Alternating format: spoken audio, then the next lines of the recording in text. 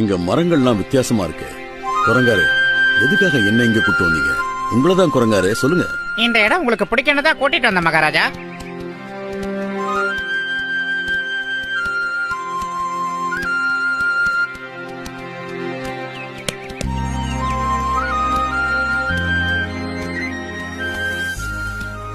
நம்ம காட்டை விட இந்த இடம் உண்மையிலேயே நல்லா இருக்கு.